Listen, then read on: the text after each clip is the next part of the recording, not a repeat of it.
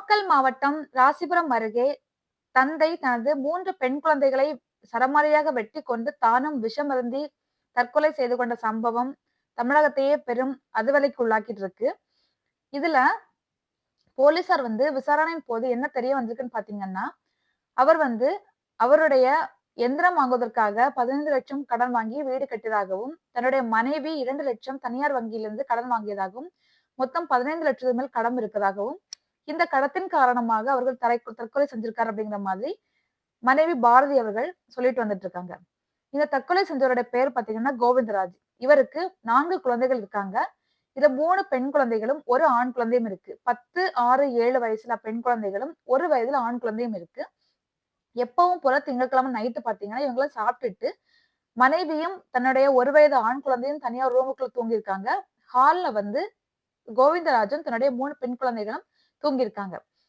நள்ளிரவு ஒரு 2 மணி அளவுல திடீர்னு கதவு சத்தம் கேட்டிருக்கு. கோவிந்தராஜ் தன்னுடைய 3 குழந்தைகளும் அரிவாளால சராமாரியா வெட்டியிருக்காரு. வெட்டிட்டு தானும் விஷம் அருந்தி இருந்திருக்காரு.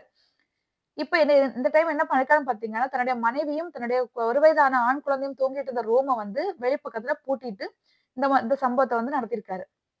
சத்தம் கேட்ட குழந்தைகளோட அலறல் சத்தம் கேட்ட பாரதி குத்து விளக்கால கதவ உடைச்சு வேற மாற்று கீய வச்சு கதவு திறந்துட்டு வெளியே வந்ததா சொல்லப்படுது.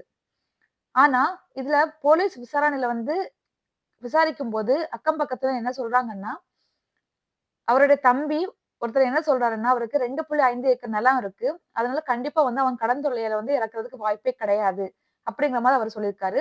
அவருடைய தாயாரும் என்ன சொல்றாங்கன்னா, ஏற்கனவே அவங்களுடைய இடத்துல அரளிப்பூ பறிக்கிறதுக்காக ஒருத்தர் வருவாரு. அவருக்கும் தன்னுடைய மருமகளுக்கும் தொடர்பு இருந்தத அவங்க சொல்லியிருக்காங்க. இவர் வேலை சம்பந்தமா வெளியூர்களுக்கு போகும்போது, தன்னோட மனைவியுடைய தகாத உறவு காரணமாக அடிக்கடி சண்டை வந்துட்டே இருந்திருக்கு அடிக்கடி. இதுவும் காரணமாக இருக்கும் அப்படிங்கிற மாரி சொல்லிட்டு இருக்காங்க. ஆனாலும் இந்த குழந்தைகள வெட்டி கொன்னது மனித நேயமற்ற செயல் அப்படின்னு சொல்லிட்டு போலீஸ் தரப்பினர் சொல்லிட்டு வந்துட்டு இருக்காங்க. பாரதியினுடைய அம்மா வெண்ணிலா என்ன சொல்றாங்கன்னா, கடன் தொல்லையின் காரணமா தான் என்னுடைய மருமகன் இறந்திருக்காரு. ஆனா என் பொண்ணு மேல பழிய போடுறாங்க அப்படின்னு சொல்லிட்டு அவங்களுக்கு ஆட்கள் இருக்காங்க, கட்சிக்காரங்க இருக்காங்க. எங்களுக்கு யாரும் இல்ல. எங்களுக்கு நீதி வாங்கி குடுங்க. என் பொண்ணு பாவம் அப்படிங்கிற மாரி அவங்க சொல்லியிருக்காங்க. பலரும் என்ன சொல்லிட்டு வந்துட்டு இருக்காங்கன்னா, மக்களிடையே பேசும்போது என்ன சொல்றாங்கன்னா, அது எப்படி ஒரு பையனையும்